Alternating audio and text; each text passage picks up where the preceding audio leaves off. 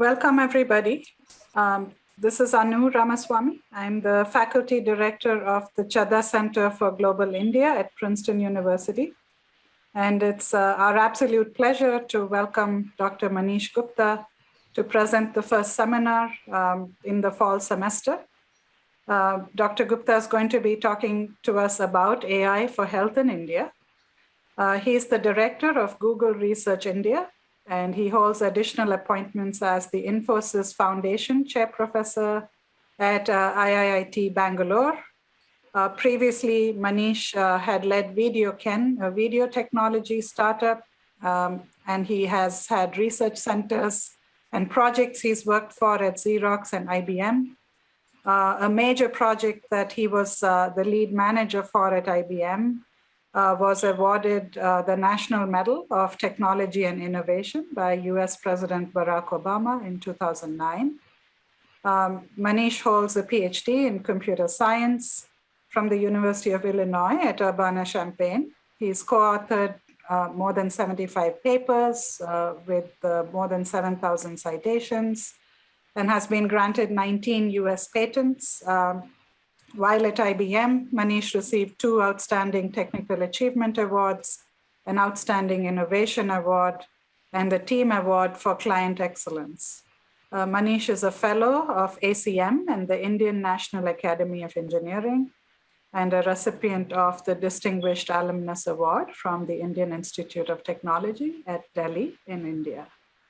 Manish has been leading very exciting projects. He's now in India, of course, as the director of Google Research at the cutting edge of AI and health. And we thought, here we are with the pandemic, dealing with a range of other health issues, chronic, as well as issues where AI can offer tremendous opportunities for managing health from a wellness perspective. And so we are very thrilled to invite Manish today to talk about his work and also connect it with how AI research in India can affect and improve AI for health worldwide. So welcome, Manish, and over to you. Just a quick note that this session is being recorded. The talk from Manish Gupta is about 30 minutes, and we will have about 10 minutes for Q&A. I'll be moderating the Q&A, so please put your questions in the chat. And I look forward to a very exciting session. Manish, welcome, and thank you again. Thanks, Anu. So it's a pleasure to talk about AI for health. Yeah, so if you could move to the next slide. So as I've listened to experts talk about how healthcare is delivered, this is my distillation of what's needed to transform healthcare. One aspect is making it consumer-centric, that today healthcare tends to be very physician-centered. And there is a need to look at how do you deliver value to the patient as a consumer, including kind of the inherent incentives, right, for the healthcare system not to prescribe expensive treatment, but really deliver value for money to the patient as a consumer, and ideally save them money. The other aspect is making it more proactive.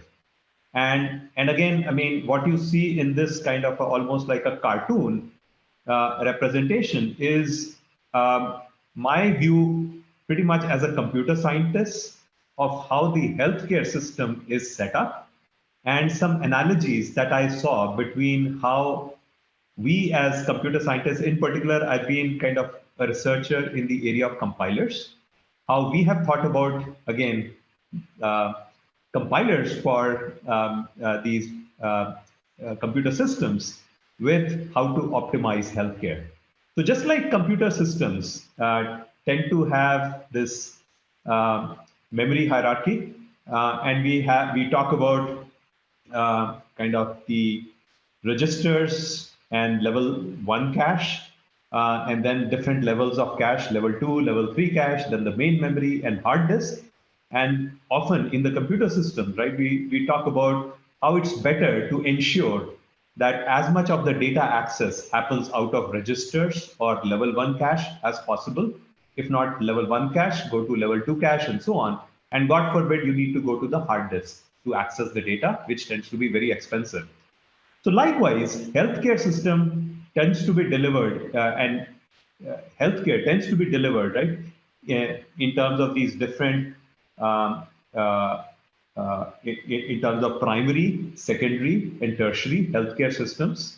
And analogous to, again, this computer system kind of memory hierarchy, if you could take care of people essentially at the earlier tiers, right? So the most expensive tier would be the ICU of a typical hospital, which would be analogous to hard disk access of data from a computer system. So ICU is a very expensive place to treat a person and not a fun place for the person to spend their night.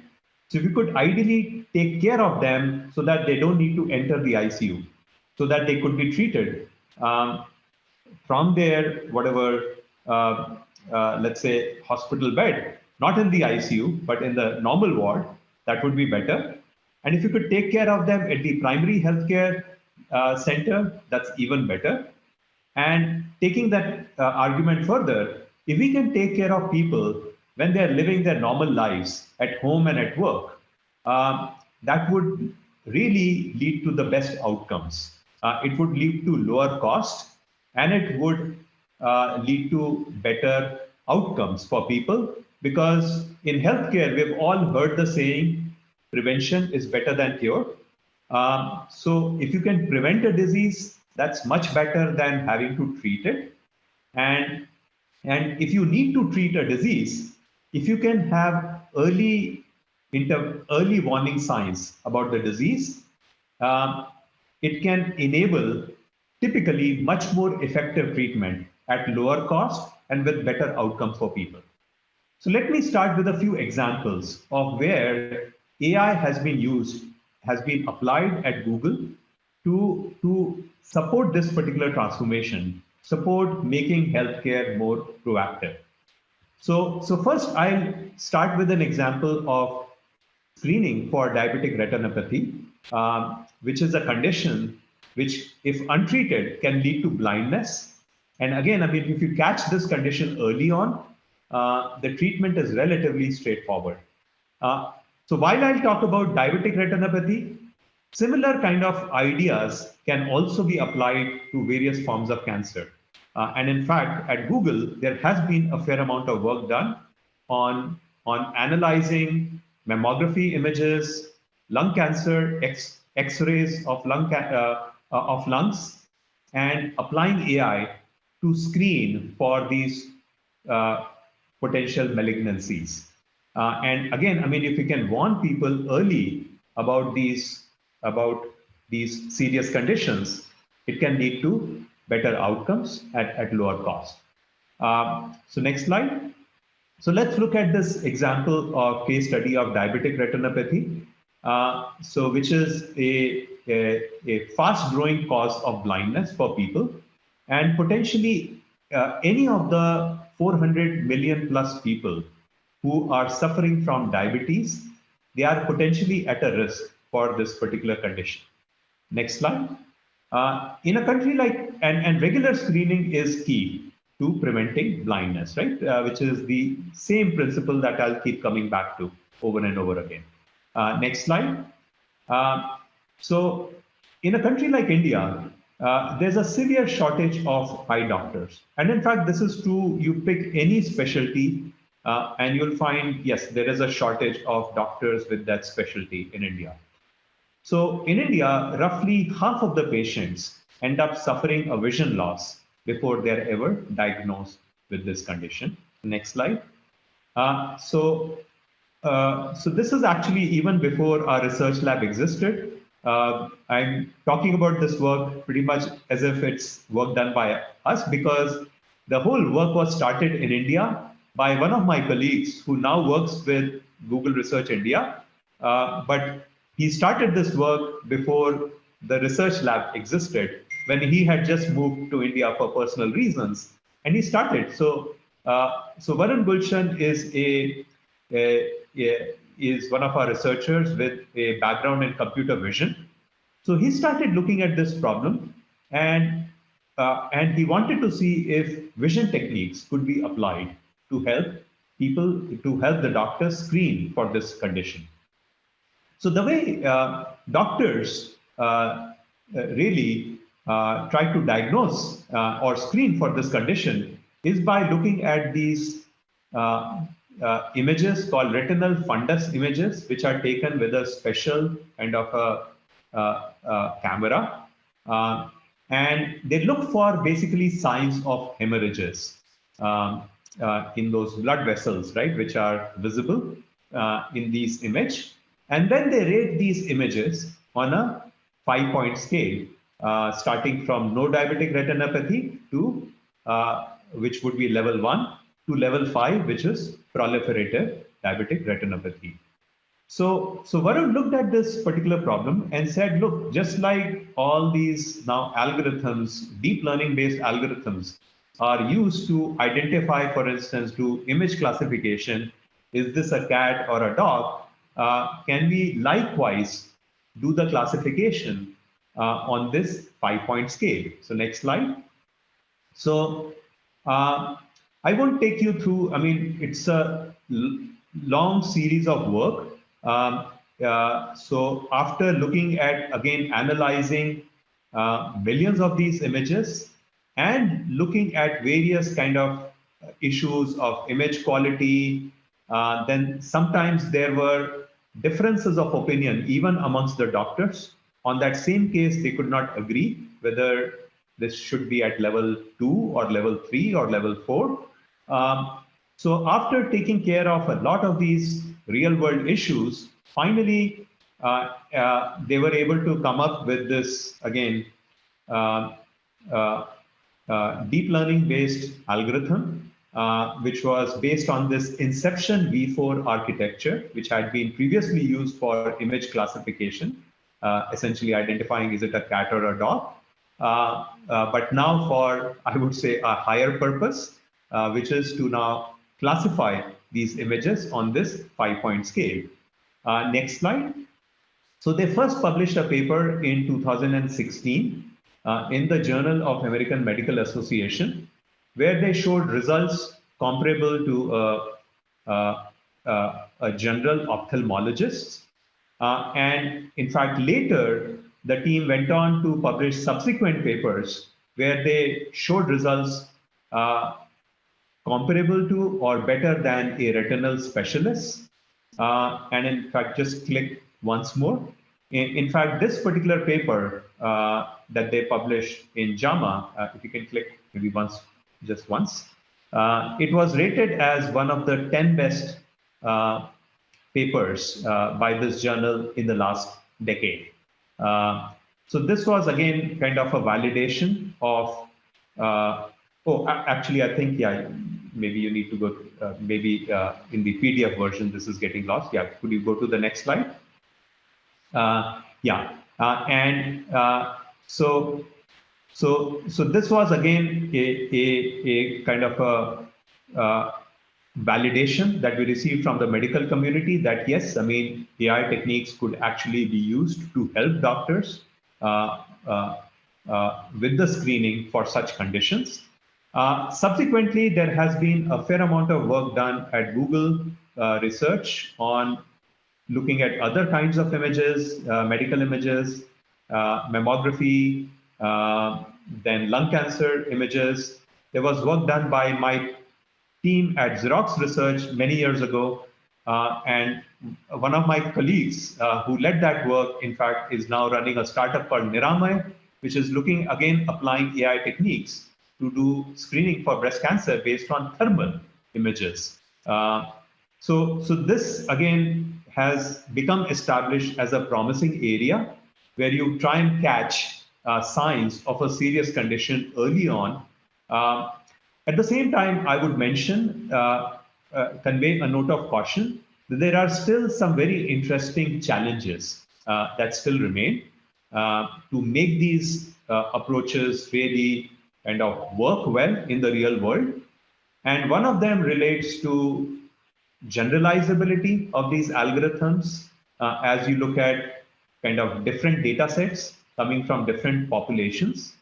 Another major challenge is the known kind of pitfalls of current deep learning algorithms that often, while on one hand they are showing very, very kind of high levels of accuracy, when they make mistakes, they usually make mistakes or they often make mistakes in a very confident manner, which is very different from a human. So what happens in case of a human doctor is when they see a complicated case, usually the doctor recognizes that this case is complicated, right? And they're often saying, okay, I'm not absolutely sure about this case. And often they would then go for a second opinion. The doctor might consult one of their colleagues, or the doctor might even tell the patient that, look, I mean, I think this is what the diagnosis is, but this is a complex case, and I'm not absolutely sure. We need whatever further tests to validate this and so on.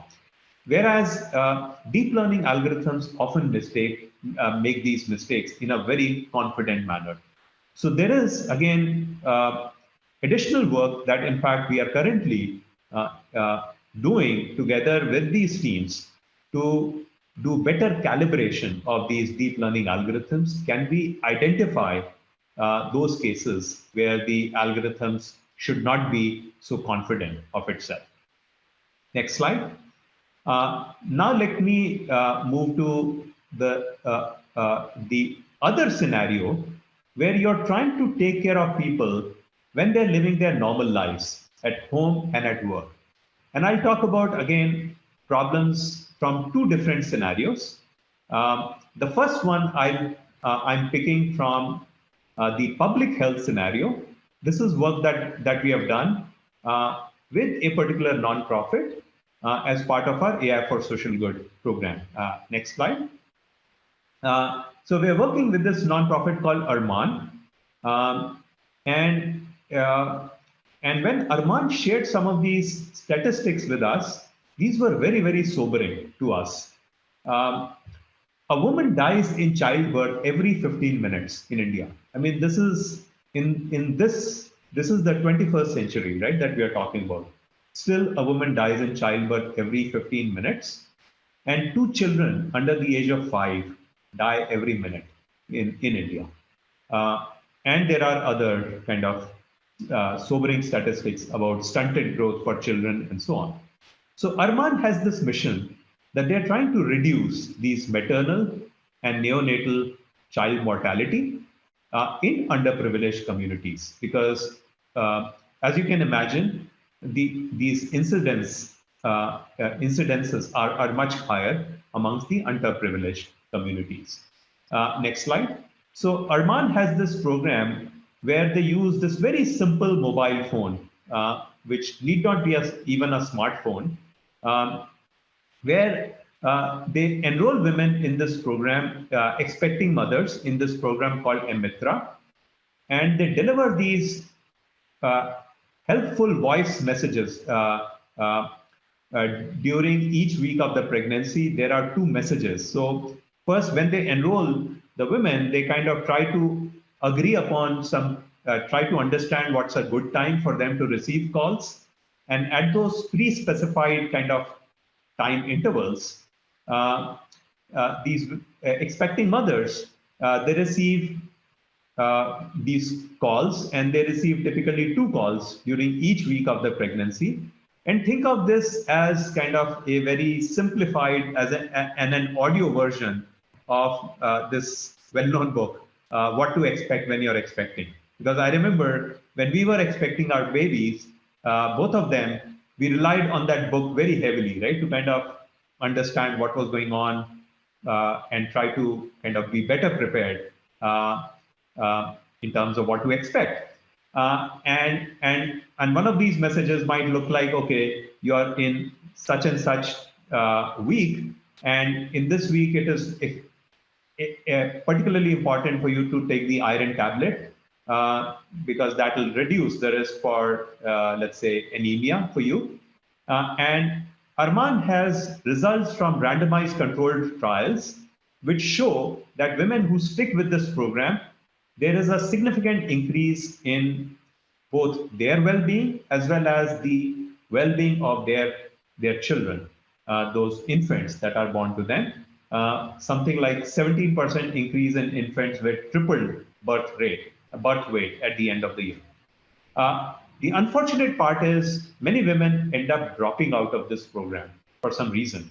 And so Arman asked us to apply AI to help A, predict which women are more likely to drop out, and B, they have a relatively small staff of volunteers. Identify which relatively small subset of women should receive a call from their human volunteer who can keep them engaged and therefore staying on in this program. So that's the problem they pose to us. Next slide. And again, our team led by Milind Tambe, who's a professor at Harvard, and he leads the AI for Social Good program as part of his joint appointment with our lab.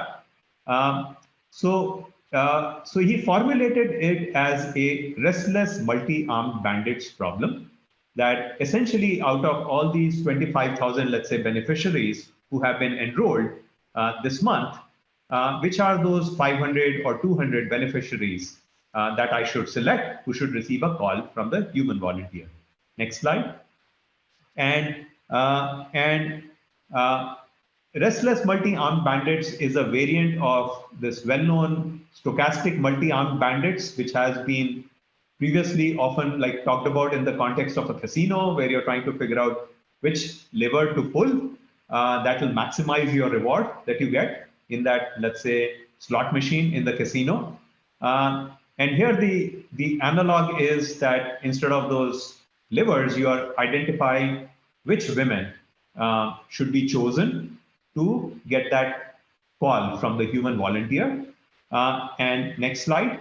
So the way to solve this problem is to compute what is known as the Whittle index after you figure out these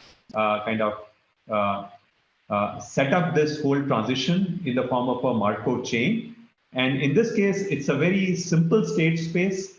The women can be in either a bad state, which is kind of they're not engaging in that program, or good state that they're engaging in that program.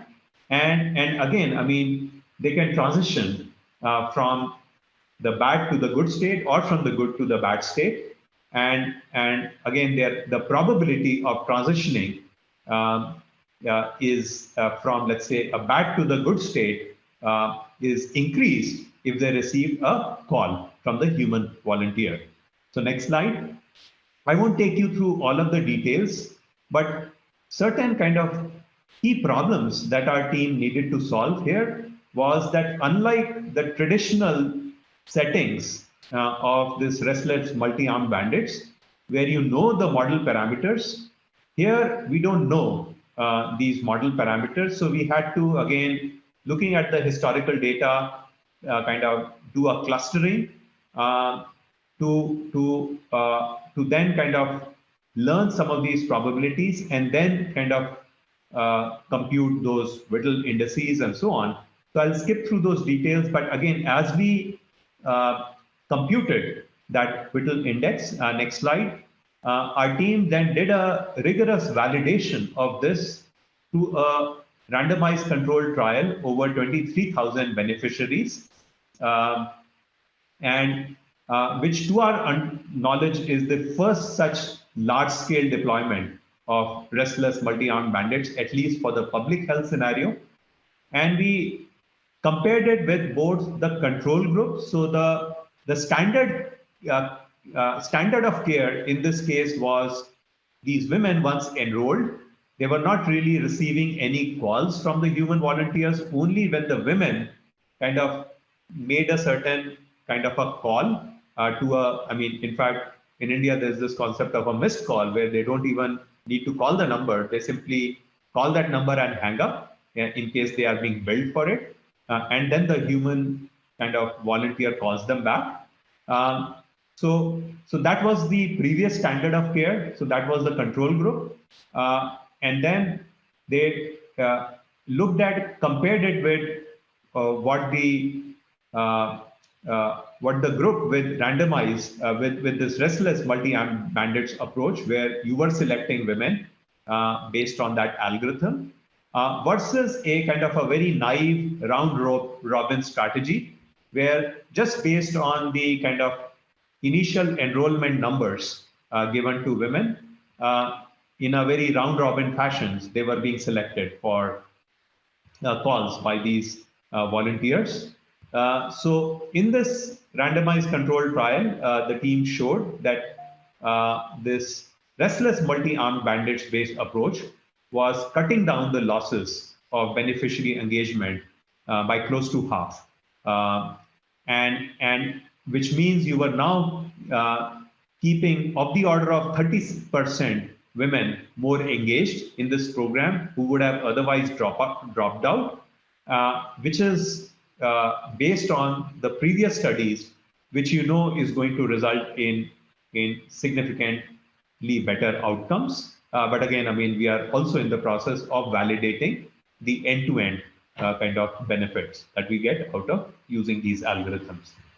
Next slide. Uh, Next, let me talk about, again, some relatively recent work that we have initiated on cardiovascular disease management. Next slide. And the reason, again, and this work is representative of a number of lifestyle diseases, which are today accounting for the really the biggest part of the disease burden all over the world is today accounted for by these lifestyle diseases, right? Which in fact, many of these risk factors, right, for these diseases come from our lifestyle choices. And notwithstanding, again, COVID, I mean, so COVID definitely has led to a lot more greater attention to communicable diseases. But even if you factor in all of the numbers that we see from COVID, the numbers of lives lost due to these lifestyle diseases continues to be much, much higher. Uh, so we started with cardiovascular disease, which is the number one killer for people both globally as well as in India. It is the number one killer. And clearly people who have hypertension, and again, worldwide, there are over 1 billion people with hypertension. So we focused on them as the starting point for this work. Next slide. And what we are uh, what we are planning right now, and I mean, we have already completed the study design, is again a two-part study together with the medical college in India, where we want to show that you can actually, for patients with hypertension, you can actually bring down their level of blood pressure through uh, personalized messages that you deliver over a mobile phone correspond to, so maybe you can click to the next slide, that correspond to one of these activities: sleep, physical activity, diet, medication adherence, and stress. So and for different people, different kinds of paying attention to different kinds of activities is going to result in a much bigger impact on different people, right? So for somebody like me, who's perhaps reasonably conscious of his diet, maybe the best kind of the biggest thing for me to take care of is stress. And perhaps in my case, perhaps it's ensuring that I do a certain, let's say, meditate for a certain amount of time each day, or things like sleep, ensuring that I get my 7+ hours of sleep is going to have the maximum impact, right, on, let's say, hypertension for somebody like me. Whereas for a different person, it may be their diet. And for yet another third person, it may be their physical activity that they are leading a relatively sedentary lifestyle, and paying attention to that is going to result in the best outcome for them. So in this study, next slide, we're trying to understand kind of the best approach for each person in a personalized manner.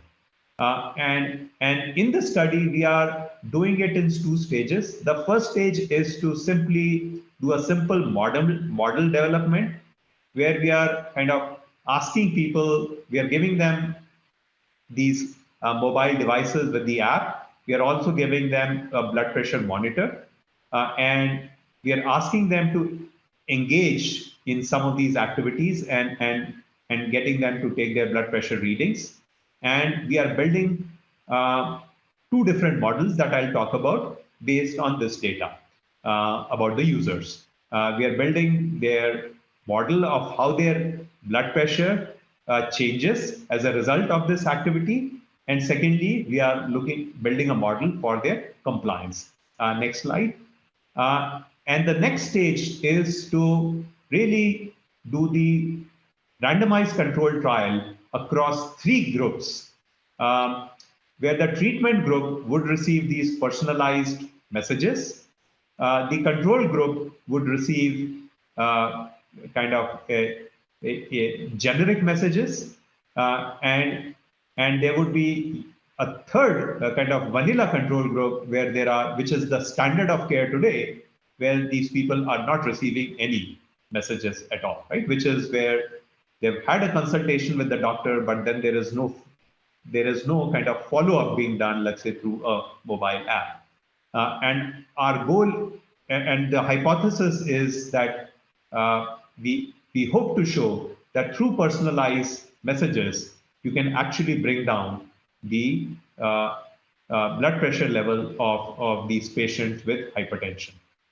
Next slide. And again, I mean, this is talking about some of the both the machine learning and kind of the some of the behavioral modeling work that we are doing, that you need to come up with models for both BP progression for individuals as well as for their compliance.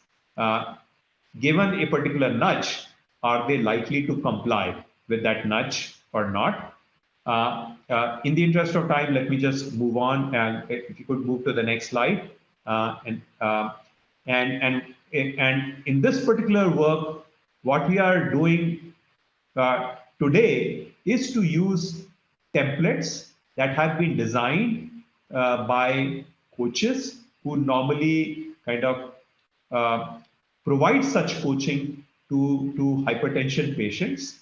So we have simply taken templates, but we are trying to fill up those templates individually for each person by collecting some survey data for these people.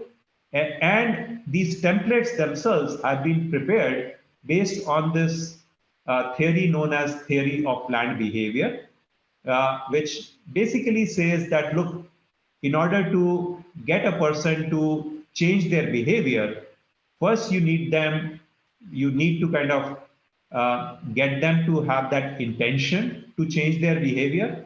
And that intention to change behavior is basically based on their current beliefs, their attitudes, the subjective norms, what they believe are the norms, the social norms, um, as well as perceived behavioral control, what they perceive as their ability to change their behavior. So an example is where you're trying to convince a person to, let's say, whatever walk, where there's a standard template, and based on whether the kind of values this person has, do they care about friends and family? Are they kind of much more individualistic in their thinking, or do they kind of tend to kind of be conscious of how others think, their friends and family think? you will fill up these templates based on those. So this is what we are using in this particular study. You go to the next slide. We are also starting some work building upon, again, some work that our cognitive science team had done. What they had done was started with some data, public data, which is available from well-designed cognitive science experiments.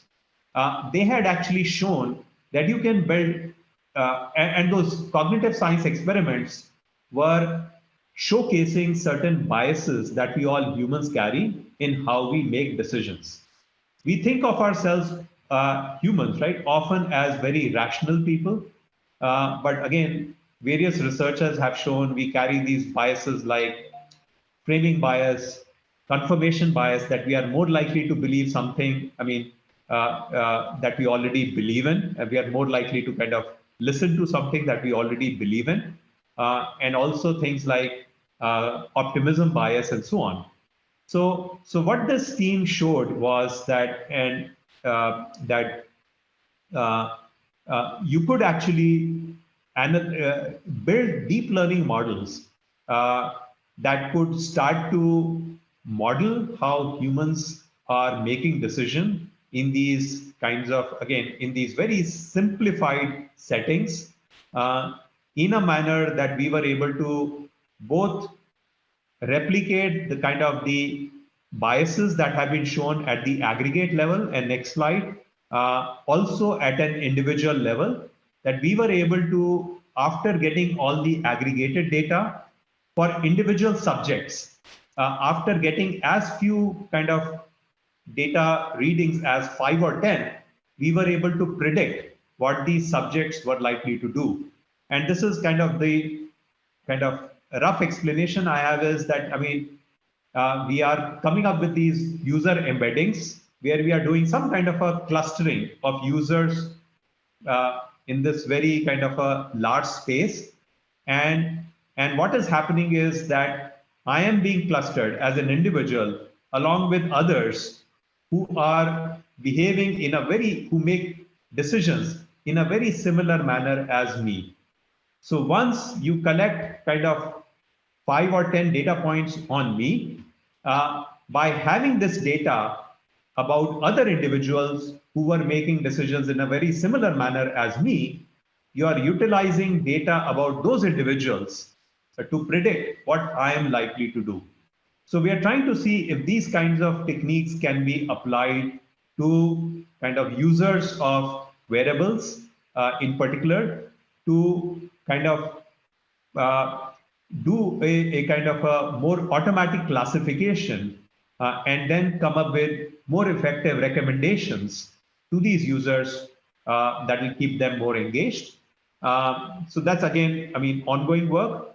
Um, but again, let me stop here in the interest of time. But this is, again, um, uh, uh, one example of what we are trying to do, where we are trying to come up with AI-based techniques to uh, identify what is kind of right for an individual, and then convey those recommendations in a more effective manner.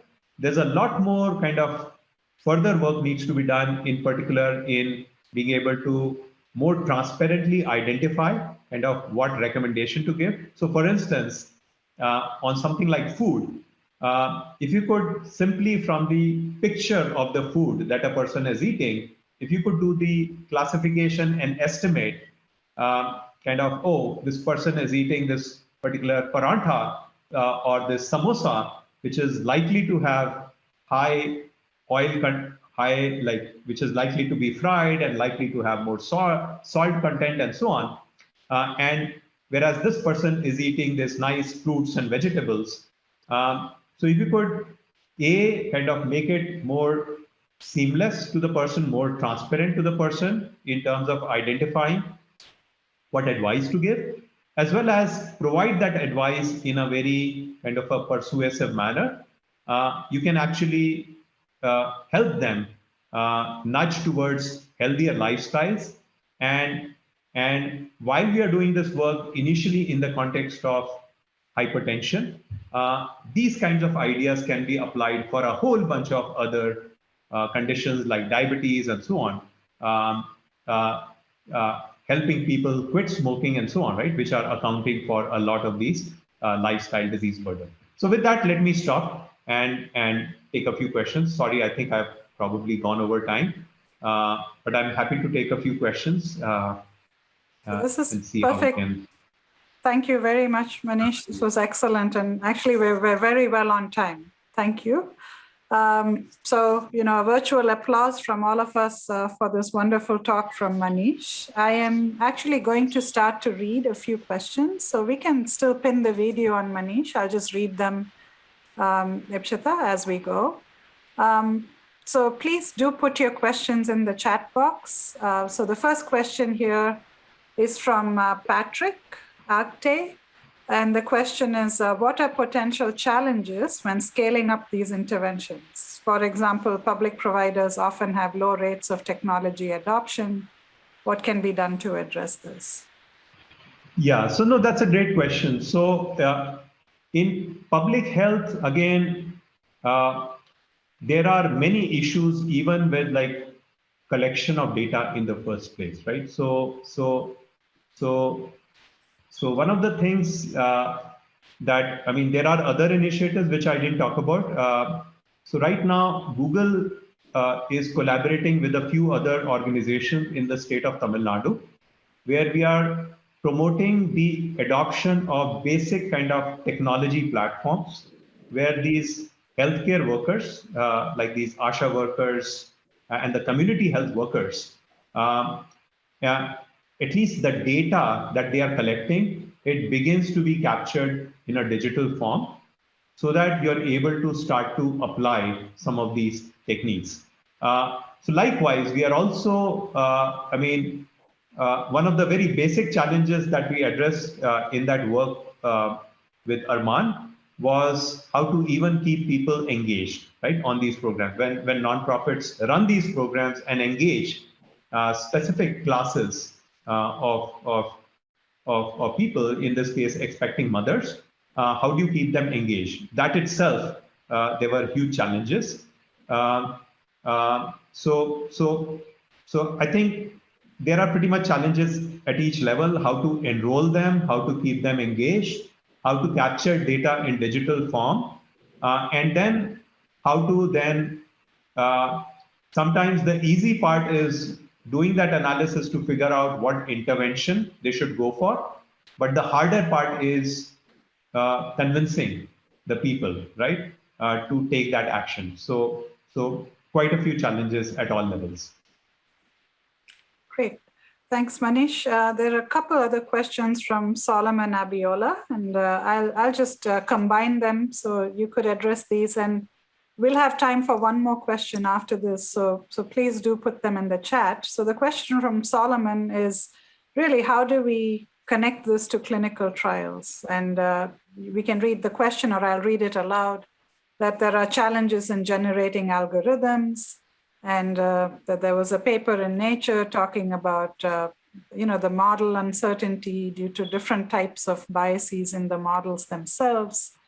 And so what are your recommendations on improving the success in getting algorithms into clinical settings? And then a related question is on this combination of personalized medicine with behavioral nudging. So the question is, how are you performing feature engineering? E.g., you talk about what an individual is eating, but how do you balance what data is valid from a clinical setting to achieve these outcomes? So both are on, actually connecting to clinical settings and clinical interventions. Thanks. Yeah, so the first one, in fact, we are, there is a lot of learning that we are having from clinicians who do these studies. And again, I mean, we have learned, right, that there are many, many factors, I mean, that have to be taken into account when designing these studies and rolling them out, right? One is even the selection, right? How do you ensure that you have a good and representative selection of patients, for instance, across age groups, across gender, and across whatever it could be across certain levels of literacy. So how do you try to, I mean, because as you do these studies, right, even doing these studies at levels of a few hundred people is I mean, how do you ensure that whatever you learn from these studies is actually generalizable to larger population? It's a fairly non-trivial task where there is a fair amount of, again, statistical analysis that you have to do to see what kind of sample sizes do you need in order to have reasonable confidence that kind of, as you whatever evaluate the null hypothesis and so on, right, that you have reasonable confidence in your predictions, and how do you ensure that these trials are reasonably representative of the broader population. So those are some of the issues that we have so far looked into. There have also been other things that we've been looking at, things like, can you do some micro trials? So one of the things that we have done in preparation of this clinical study is that we have done simple, and much simpler micro studies on smaller groups. So we have already completed 2 studies on just internal group of Google employees to study, let's say, a very specific aspect of their inclination to listen to advice related to meditation. We just studied that particular aspect with a group of people from Google. So that's the other aspect that you can do to try and kind of increase your chances of success with the eventual study, that you do some kind of micro studies, which are looking at some very, very much simpler kind of questions. Down the road, we have also thought about, can you build, again, multi-agent systems where can you start to build kind of almost do simulations and try and come up with some kind of design exploration in that simulated space, and then reserve the real world trials, right, which are both kind of much more cumbersome, expensive, and hard to pull off, for only then kind of validating some of the major questions. So that was kind of, sorry, my long-winded answer. I hope I kind of have at least partially answered your question. The second question was around how do you, I think what, sorry, can you remind me about I how think do you it test was the on, efficacy? when you're thinking, how do we connect, for example, food eaten as people respond in these studies with what is clinically valuable to a clinician in terms of food and diets? Right. So again, I mean, what we are doing is we are doing it in 2 stages. In the first stage, we are simply trying to build models that are able to, for an individual, come up with a reasonably good prediction of what that particular activity, kind of that food-related, diet-related activity or exercise-related activity is going to do to an individual. So there itself, there is a certain, I mean, obviously going to be some uncertainty with the models, but then to try and ensure that clinicians are able to find something actionable. That is the reason for doing this study with these 3 control groups, with these 3 groups, where we are trying to show uh, in a statistically significant manner that with the personalized kind of nudges, right, that we have built in our app. So we've already built that particular app, that with those personalized nudges that this app will be providing, you're actually bringing down the blood pressure level, right, of these people with hypertension. So through the study design, we are trying to show in a kind of a reasonably, I mean, statistically significant manner to the clinicians that yes, this is going to make a difference. But that being said, I mean, our expectation is once we do this study at the of the order of basically, we are going to have a total of 1,000 people in this study. Our expectation is that we will really need to validate the study with a much larger population once the initial study shows some results before we are really ready to roll this out for the general population. Great. So on that note, please join, all of us want to thank you for a wonderful presentation on behalf of the Chadha Center and Princeton University. Thank you for joining us. I know it's late in the evening in India, so thank you for giving us your time. And we welcome you to join us. We have a small discussion group with the faculty that's in a different Zoom. So we'll close the public meeting and we'll move on to the faculty discussion. So thank you to the audience for joining us. I hope you found this interesting. And please watch out. We will be posting the videos. Watch our website. We'll post the video. And we welcome you to our next seminar, which is in October, looking at small farms in the US, India, and Ghana. So it'll be a study of small-scale agriculture across different countries. So thank you again, and we'll close this meeting and shift to the faculty discussion. Thank you. Thank you.